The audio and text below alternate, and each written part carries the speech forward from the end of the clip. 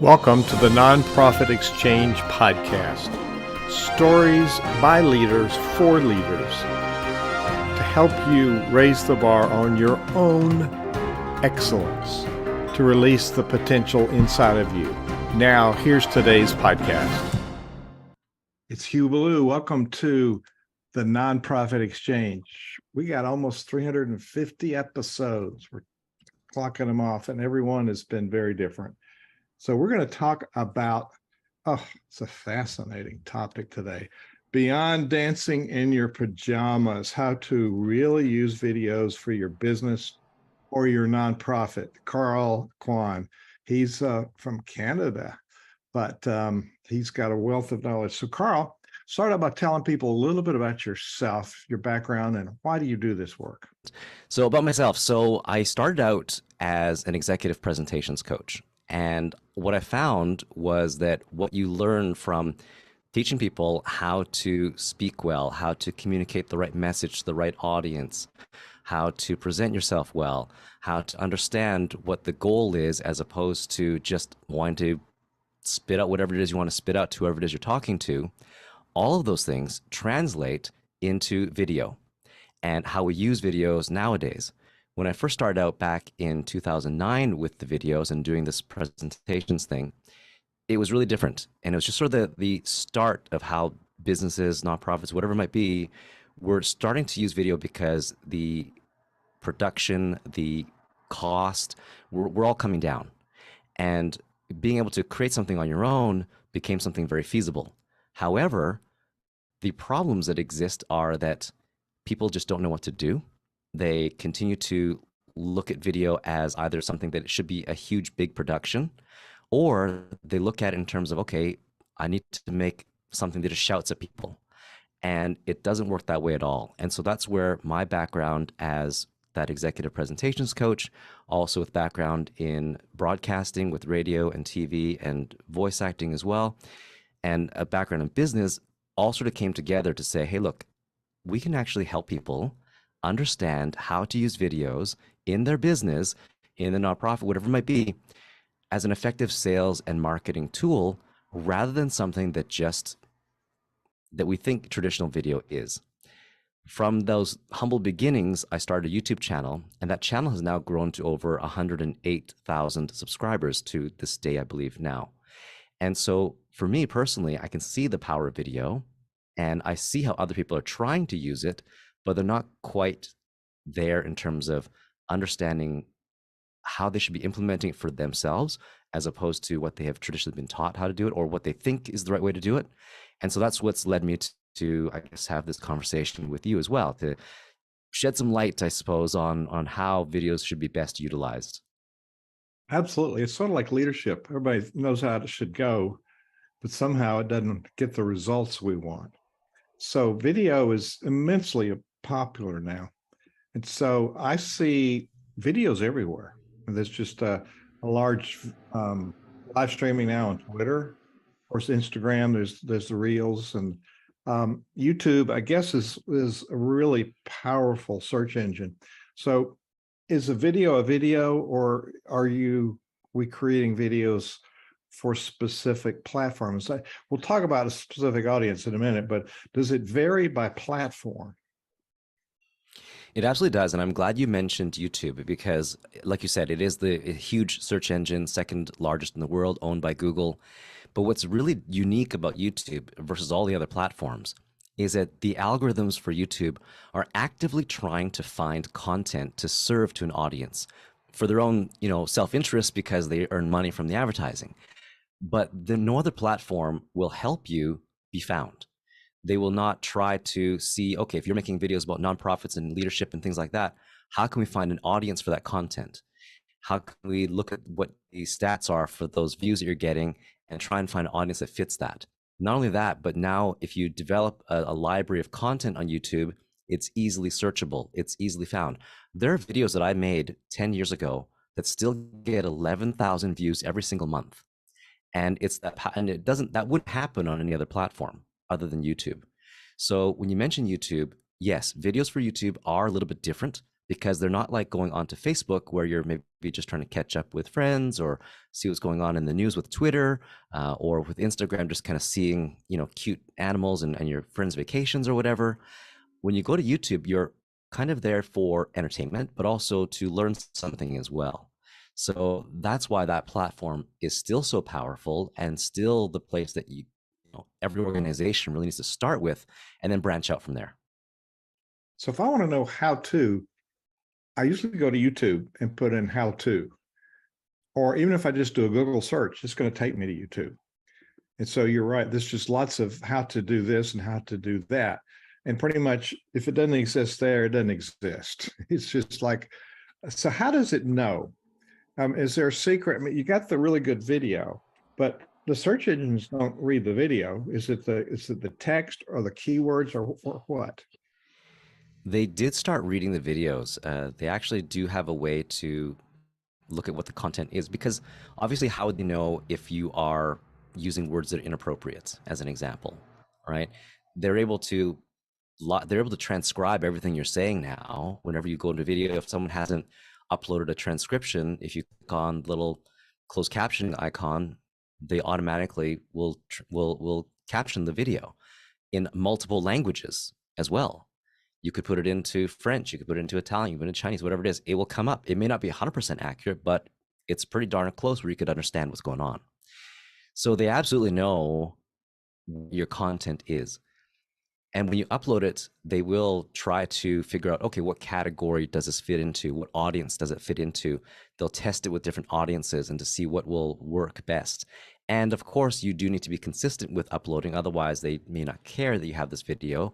But if you start uploading some content consistently, the quality of it is quite good in terms of what you're trying to communicate, maybe the production value. And they look at all the little signals from their algorithm, how long someone watches for, how where do they maybe watch it again, will they come back, do they subscribe, all these different factors that go into the video they look at. And so absolutely they know what's going on.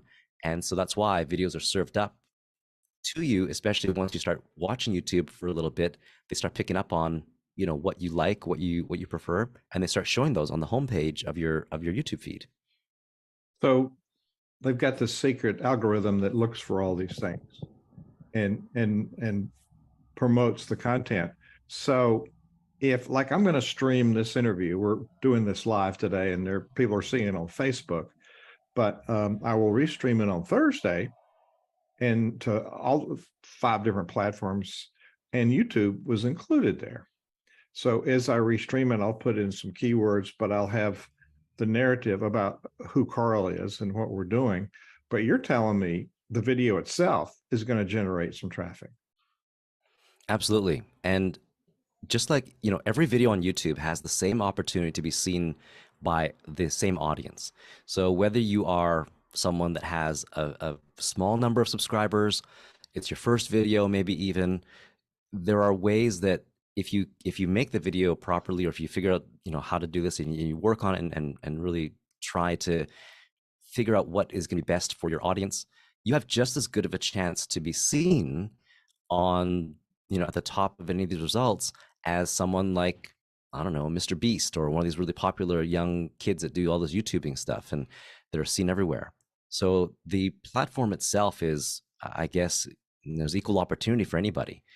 So there's really no reason why you shouldn't be on YouTube and to put your content, like you said, onto there as well, and put in whatever you need in terms of the thumbnail, the title, the descriptions, and people will see it and they'll make a quick decision whether or not they want to watch the video. So absolutely, there's a way to make them visible to everybody.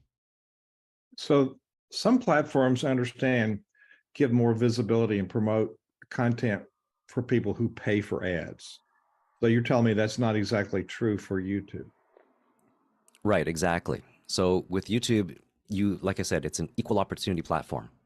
If you are making something about dog harnesses, as an example, you have a fascination with dog harnesses for whatever reason.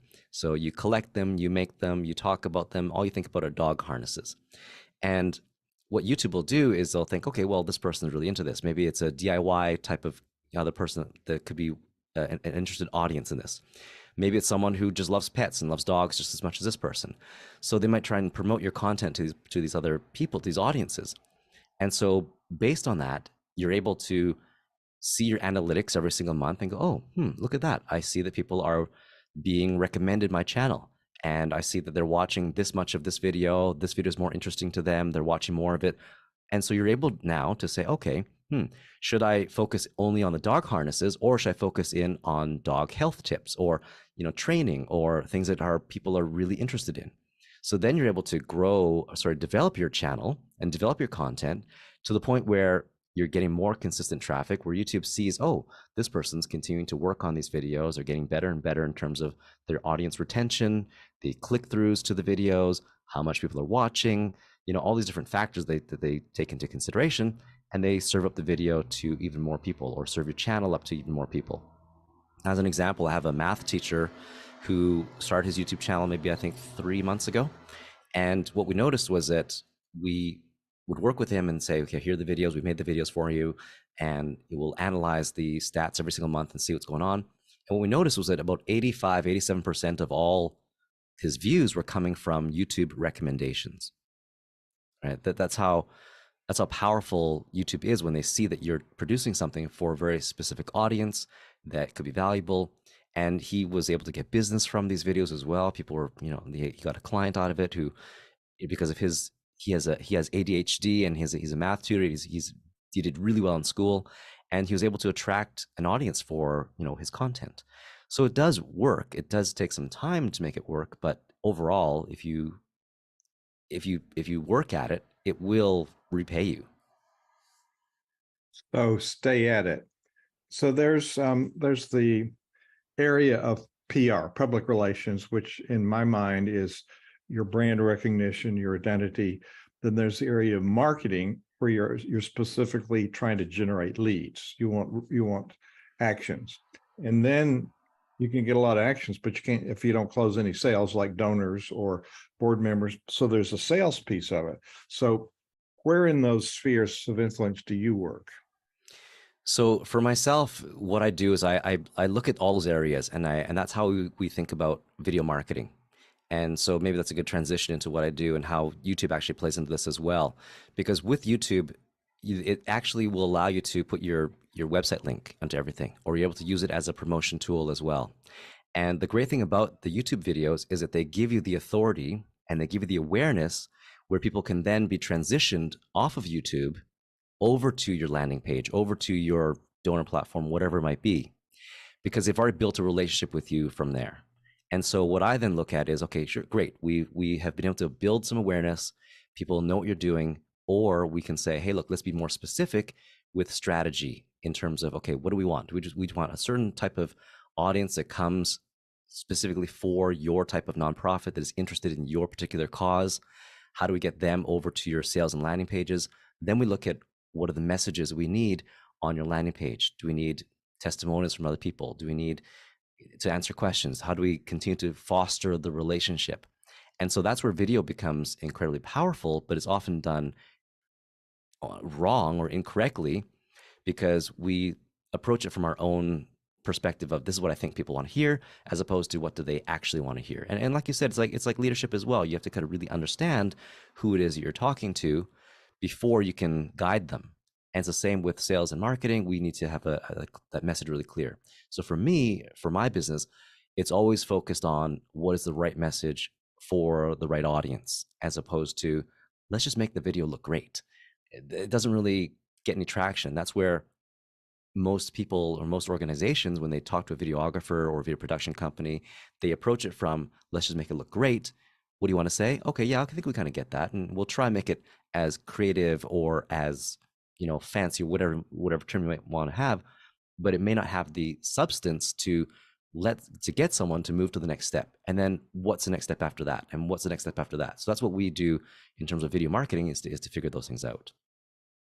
If you're looking at us on Facebook or another platform, this is the Nonprofit Exchange.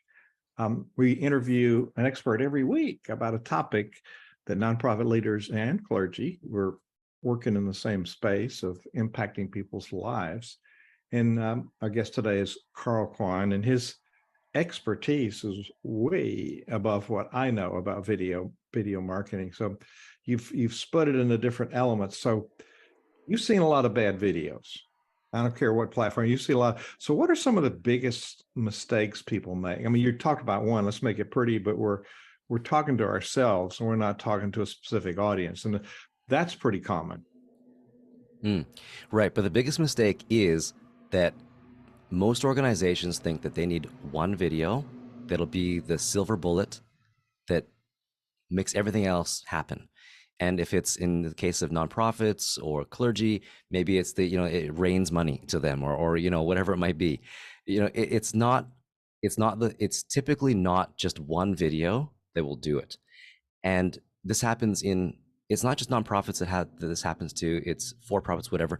I see it all the time where you watch the video and you just know that this organization spent a lot of money to produce something that unfortunately doesn't have the right message, doesn't communicate what they do exactly very clearly, and doesn't have a really good call to action. And also, we need to think as well, the other mistake is assuming that, okay, since I made the video, it's like Field of Dreams, if I build it, they will come. It doesn't work that way. Because imagine if you shot this video, put it on your website, and my question is always, how do you get people to your website? If you don't have anyone come to your website, well, what's the point of having the video? So now we go back a little bit further, in the process, and say, okay, look, maybe we need to build some awareness for your website. Maybe you need to do some digital marketing and get some, either do advertising, whatever it might be. Use YouTube to build a following, to build awareness that way. Use the other platforms to build that funnel of people to your website. And then that video might work, on its own. But if you don't have anyone there, it doesn't really do anything. So that's probably the biggest mistake, is assuming that one video will solve all the problems without understanding how people will actually see it and what you're trying to say and what you want people to do. Yeah, it's like seeing the same ad repeatedly, the 15-second ad on TV that keeps playing, and you turn it off after a while. I've seen that. I don't care about it. And the other thing that I think about is if you're doing multiples, that's what we would call top of mind marketing. People see you. Now, when they first see you, they may not need what you offer.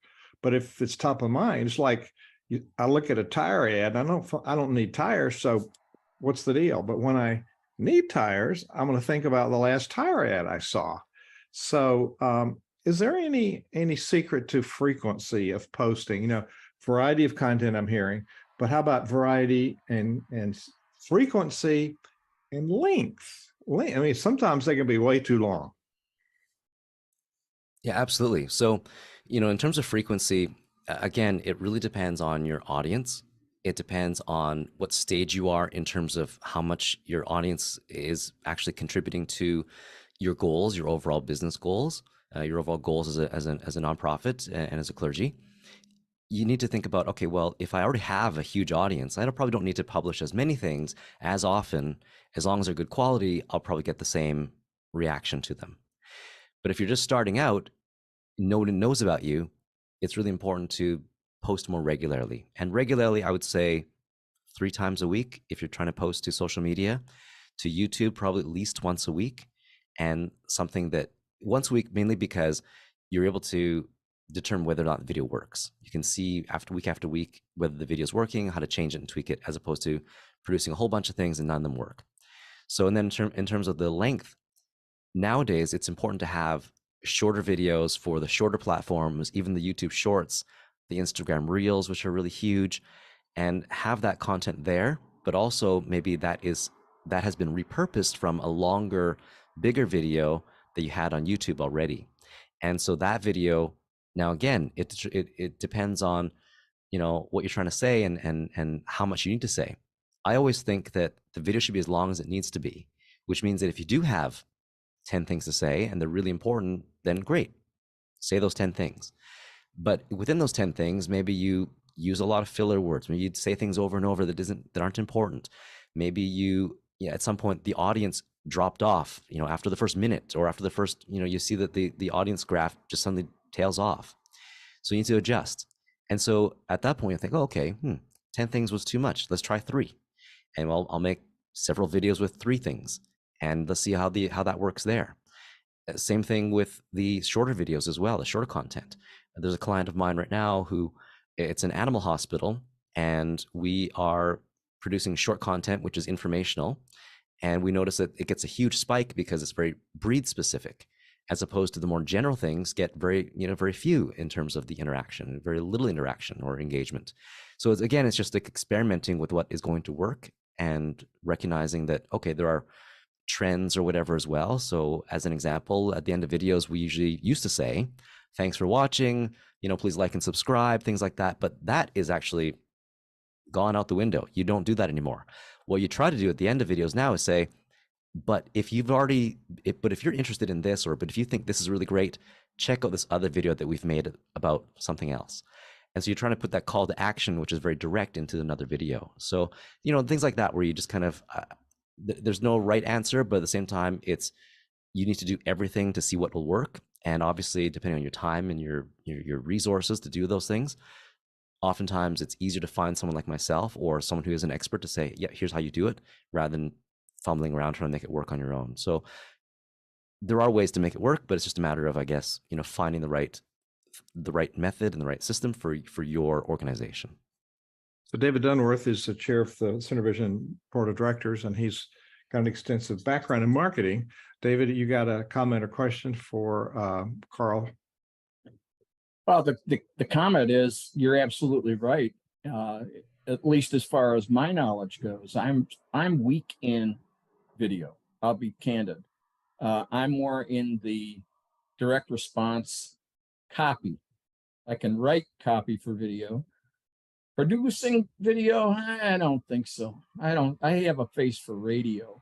And I'm sure that that's what keeps a lot of small businesses afraid, the fear of the camera, or how their own personal, how they come across. They're not photogenic or whatever. They look like me. And, that's how it goes. But you're right. And I wanted to touch on something that you mentioned to reinforce it, is that, yeah, you've got to know who your market, who you're targeting for that video. What's your why? And then you've got to figure out the message, the market. Then you get your message, and then you put your media. Like you said, it may be better to be on all the platforms than just a few of them, or YouTube is probably a must, and the others maybe your market doesn't live there. So yeah, I think you are dead on, and it sounds like you have got it all figured out. That's great. Thank you. Well, thank you, David. And you're a lot better looking than you think.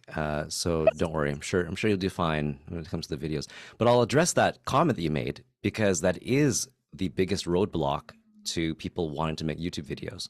They will often say something like exactly what you just said. And my response is always, don't you talk to people already anyway? Aren't you already the face of your organization? Aren't you the person that they already deal with? So guess what? They already know what you look like. They already know what you sound like. They don't care whether you are bald or tall or short or whatever. If you're already communicating with them and you've already got an audience, or even if you have a small one, whatever it might be, you have people that will be okay with who you are. They are already okay with who you are. But obviously, going on video, there's a little different element to it. And so that's something that I work with my clients on as well, is I help them to become better on video, to say, hey, look, you can't just talk like normal. You do actually have to bring a little more energy. You do need that feedback of someone that actually knows, okay, yeah, try this, do that better, bring more. So that isn't a skill that anyone can learn. But when you're talking about people who are in the clergy, people who are in nonprofits, they're already talking to people. They're already out there talking to people. For me, there's no reason why they couldn't translate that into videos, and guess what? Build that audience and that relationship 24/7. That's what these videos allow them to do, is that they can be found at any time. Someone might come home super late at night, they're going to watch some YouTube videos, or they go to your website, they start building a relationship. there is someone that I know, a client of mine, who is not in the space, they're in the financial planning space, but they say to me, he said to me last week, again, he was talking to a new client, and the client suddenly interjected and said, I just got to tell you, I chose you because of your videos. I feel like I already know you. Like we're sitting here talking now, but I already feel like I know you. And he said to me again, that is that warm lead that I got from just the relationship that I built. And same with me, when people talk to me after they've seen my videos, oftentimes the first thing they say is, it's so weird, but I feel like I know you already. So that's how much more powerful these things are. And that's why I'm always like, get on the video. You have no reason not to be on video, especially if you're already talking to people. Don't worry about it. So, Carl, we're just about to the end of this short interview. We could go for hours. It's just the depth of your knowledge is incredible, and there's so many nuances, and it's very clear one size doesn't fit everybody. So, talk about this. Give us a quick update using videos for fundraising. You got any advice on that? Yeah, absolutely. I mean, number one, as David mentioned, know who you're talking to. For sure, know who you're talking to. Also look at multiple videos, building that emotional connection with your audience, right? As you guys know, it is really about the cause and the way people feel that will motivate them to donate, to want to be a part of your cause. So really understanding what that is, it's probably not as, sure, you like, I know you've mentioned it many times to you, where you definitely have to ask for the sale. It's not any different than any sort of other sale. You just have to ask them, and you're not doing anything bad. I mean, that is, what supports the cause kind of thing. So ultimately it's building the relationship again. So if you're thinking about fundraising and you're thinking we need, money in September, you better start thinking about it now, or you should have started thinking about it early on, to build that relationship, to build that connection with people, build that community, so that you're continuously adding to that. And by doing that, you're actually adding value to their lives as well. I think that's the biggest thing with using videos, is you want to make sure you're adding some sort of value to them, to make them feel like, okay, yes, this is my, I don't want to say tribe, but this is my tribe. These are the people that I identify with. These are the people that I want to support. And I'm more than happy to, open my wallet whenever, the call has been brought forth to me. I will open my wallet to them. So are there mistakes? Yes, absolutely. Things we talked about earlier, definitely mistakes. Thinking one size fits all, that, one video will do the trick. So again, it's just that building it up slowly over time. And again, it's just learning from the mistakes and figuring out what will work best, and going from there. And again, I would say, absolutely you need, 4 types of videos. You absolutely need an introduction video to your organization, what you stand for, what you mean, what you mean to other people, what you're trying to do, your mission. Absolutely some sort of FAQs about, okay, hey, this is what we're trying to do. This is why we're doing it. How does it work? How does the money, where's the money go? Maybe testimonials from people who have been affected by what you do, who have had positive experiences with what you do, to show that, hey, there's other people just like you, that have supported us, or these people you've impacted. And then going into, okay, exactly what you do, maybe more specifically the programs you offer, the help that you do provide, and providing that sort of well-rounded picture, so that when you do present it to people, they understand what you're trying to do, and it's easier for them to say, oh, okay, yeah, here you go. Cha-ching. Carl Kwan, his website, KWAN multimedia.com, KwanMultimedia.com. When you go there, you'll see just different tabs. There's a contact tab, and people contact you. What can they do? What conversation can they have with you, Carl? They can absolutely come and talk to me, and we will have a free consultation for anyone that is listening to this right now. If they want to come and talk to me about videos, talk about their organization, answer any questions they might have, if they contact me, I will be more than happy to give them, half an hour of my time to say, hey, look, if you have questions about what you're trying to do, they're not working, they're working but not as well, you don't know where to start, please come and talk to me about those things, and I'd be more than happy to chat with anyone. Yeah, we can all do videos, but if you want them done right, it's probably more cost effective to hire a professional like Carl. So go to KwanMultimedia.com And you might as well get it right the first time than spend years trying to figure it out like I have. So, Carl, learned a lot today. Thank you so much for being our guest today on the Nonprofit Exchange. Thank you very much for having me. Thank you for watching the Nonprofit Exchange.